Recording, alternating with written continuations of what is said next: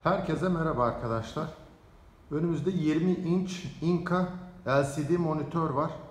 Bununla ilgili sıkıntımız, görüyorsunuz, sürekli power standby ışığı yanıyor. Şimdi butona bastıktan sonra çıkan sese dikkat edin. Monitör açılmayacak arkadaşlar.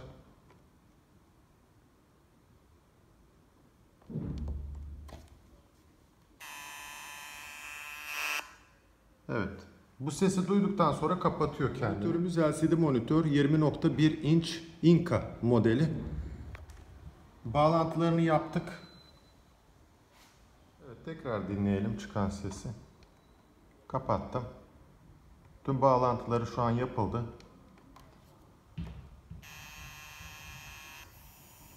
Evet.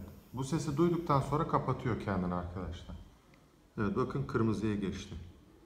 Evet, şimdi monitörümüzü açıp kontrolünü yapalım. Monitörümüzü açmadan önce şu köşelerinde 1, 2, şu altlarda ayağı çıkartmamız gerekiyor. Şu köşelerde vidaları var arkadaşlar. Şu vidaların çıkarılması gerekiyor. Bu vidaları çıkarttıktan sonra arka kapak tırnaklıdır. Bunu buradan alıp arkada besleme kartı ve anakartı var. Bunu görmemiz gerekiyor.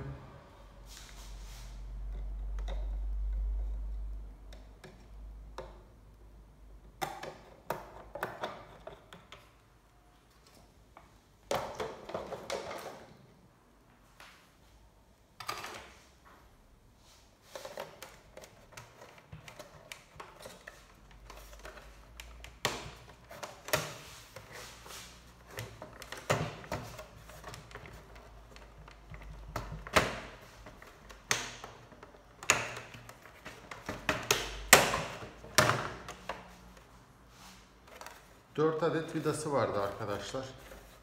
Garanti olsun diye de ayağını çıkarttım. Üst kapağı bu.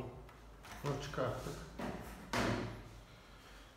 Şimdi bu kasanın altında, metal kasanın altında besleme kartı ve anakartı var. Burayı da açalım.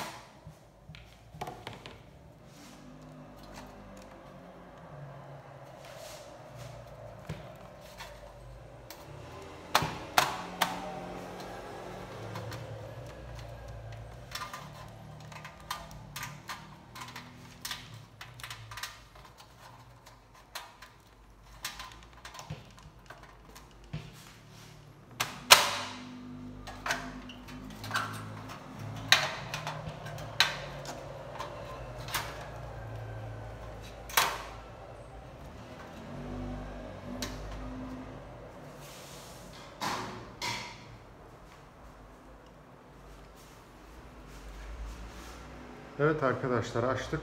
Şimdi size yakından göstermek istiyorum manzarayı. Evet. Burası bizim görüntü kartımız arkadaşlar. Görüntüyü sağlayan kart bu. Anakart da diyebiliriz. Üzerinde EEPROM flash entegresi, yazılım ve çipin olduğu kart bu arkadaşlar. Görüntüyü burası sağlar. Burada invertör kartımız var. Şöyle göstereyim. İnvertör kartımız buradan giden floresanları beslemek için kullanılıyor. Buradaki MOSFET'lerden de şüphelenebiliriz. Ama şimdi size besleme kartını göstereyim. Besleme kartının üzerine baktığınız zaman arkadaşlar görüyorsunuz kondansatörlerin hepsinin şiştiğini, bakın ne kadar hasarlı olduğunu yakından görebilirsiniz. Bu arızalı monitörü ilk çalıştırdığım anda duydunuz. Zzz diye ses yapıp kendini kapattı arkadaşlar. Muhtemel besleme kartı arızalıydı ve bunu da açtığımız zaman buradaki kondansatörlerin değişmesi gerektiğini gördünüz.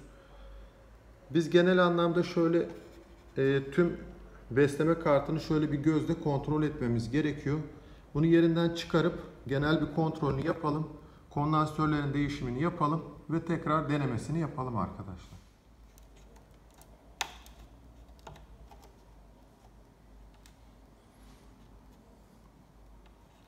İnvertör kartına giden kabloyu söktüm. Buradan anakarta giden kablomuz var arkadaşlar. Bunu sökelim.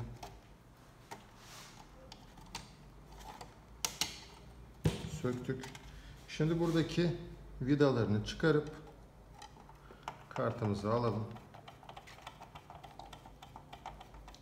Genelde bu tarz arızalar arkadaşlar kendini kapatıp açıp kapatıyorsa muhtemelen besleme arızası oluyor.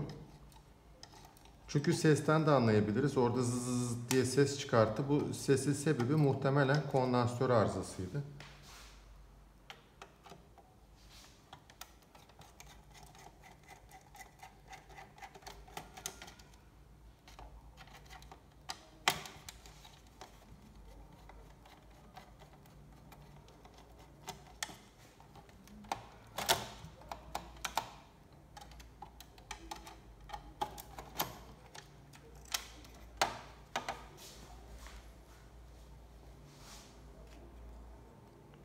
Evet bakın.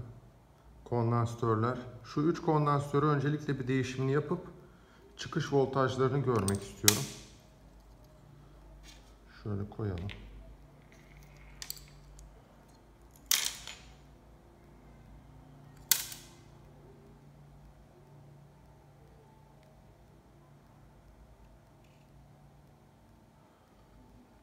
Bunun arka tarafını da bir temizliğini yaparız. Şu an için hemen onun dışında bir arızalı kısım gözükmüyor. Şurası da bakın arkadaşlar.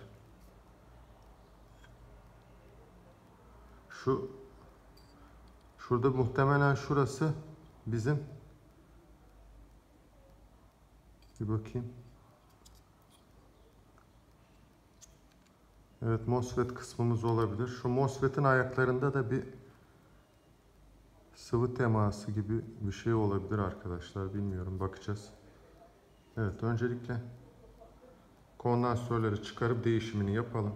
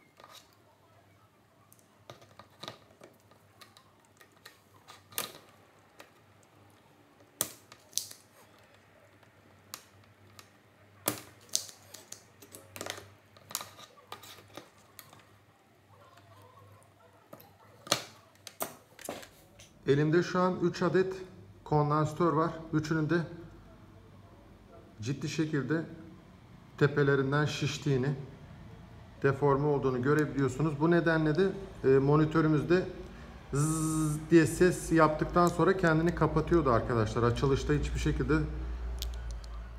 açmıyordu kendini. Evet, şimdi bunların değerlerine bakarak 1000 mikrofarad 25 volt, 1000 mikrofarad 25 volt, 1000 mikrofarad 25 volt arkadaşlar. Üçü de aynı. Şimdi bunların yerine 3 tane takalım. Testini hep beraber yapalım. Şu an elimde olan 1000 mikrofarad 35 volt. 3 adet. Oradan çıkarttıklarım 1000 mikrofarad 25 volt. Evet, diğer çıkarttıklarım bunlar. Yanlarında biraz büyük kalıyor arkadaşlar ama yer var. Bunları kullanmak zorundayım. Yani voltajı biraz daha büyük olabilir ve daha da güzel olur zaten. Evet, bir takalım. Şimdi burada dikkat etmeniz gerekli olan nokta şu. Besleme kartımızın üzerine baktığımız zaman şu noktayı görüyorsunuz. Şurada çizgili olan noktalar eksi. Şu çizgili olan noktalar eksi kutbunu gösteriyor. Bizim de eksi kutbumuz zaten kondansatörün üstünde yazıyor arkadaşlar. Bakın eksi zaten yazıyor. Üzerinde eksi yazan kısmı buradaki çizgili kısma getiriyoruz. Evet, bu kadar basit. Çok fazla zorlamak istemiyorum çünkü biraz büyük diğerlerine göre ama buraya çok rahat oluyorlar. Evet, eksi yönüne dikkat ederek çizgili kısma getiriyorum. Şöyle. Bunu da takıyorum. Ve üçüncüsünü de yine çizgili kısmı ve eksiği dikkat ederek böyle takıyorum arkadaşlar. Burası önemli. Evet. Şimdi bunun lehimlemesini yapıp kontrolünü yapalım. Evet, bu şekilde olur. Zaten burada epeyce bir yerimiz de var. Sıkıntı yok. Evet, bu şekilde lehimlemesini yapalım.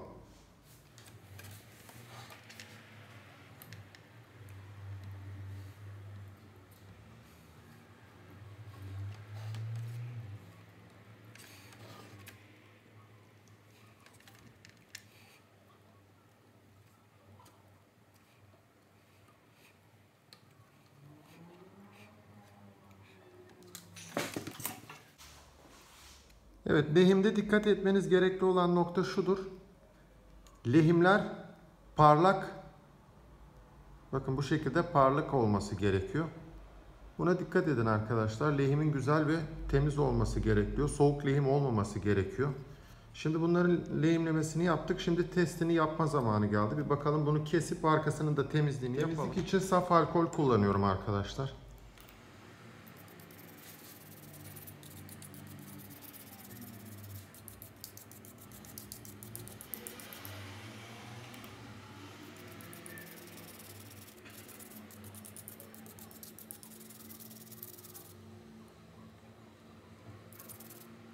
Evet, gayet güzel ve temiz oldu.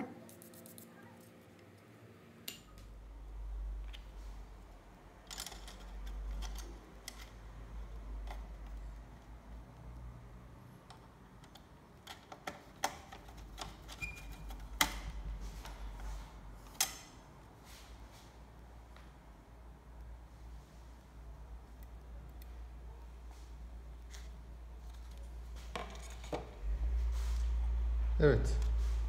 Güç kartımızı taktık. Bir denemesini yapalım. Görüntü kartımızdan gelen kabloyu takıyorum. Evet, taktım. İnverter kartından gelen kablomuzu takıyoruz.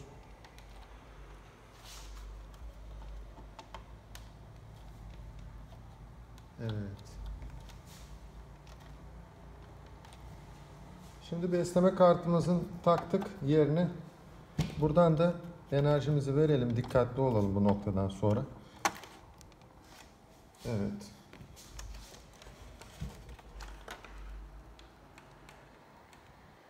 Evet, bakın görüntü geldi arkadaşlar. Kasadan açtım.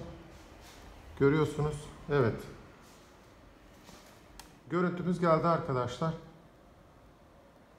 Arızalı olan besleme kartını açtık. Önce göz kontrolü yaptık. Şişen kondansatörleri gördük. Yerine 1000 mikrofarad 25 volt olanlar, 35 volt vardı elimizde. Bunları taktık. Büyük olabilir bir noktada, sıkıntı olmaz küçük takmamak kaydıyla. Evet, şu an Inca 20 inç monitörümüzü çalıştırdık. Görüyorsunuz. İlk anda olan arızası kondansatör arızasıymış arkadaşlar. Üzerinde 3 adet kondansatörü değiştirdik. Biraz büyük oldu ama olsun, elimizde olanlar bunlar vardı. Şimdi monitörümüzü toparlayalım. Monitörümüzün tamirini yaptık. Toparladık. Arka kasasını taktık. Kablo bağlantılarını yaptık. Şimdi bu noktadan sonra çalıştıralım. Bir bakalım, son bir kontrolünü yapalım. Evet, şu an yeşile döndü. Evet. Logomuz da geldi. Tamam arkadaşlar, sıkıntımız yok. Şu an için bilgisayarımız açılacak. Evet, ilk anda gördüğünüz gibi besleme kartı sorunu vardı. Değişen kondansatörler ve ilk başta açılıştaki o sesimiz de gitti. Şu an monitörümüz çalışır halde. Evet, bizi izlediğiniz için teşekkür ederiz arkadaşlar. İyi seyirler.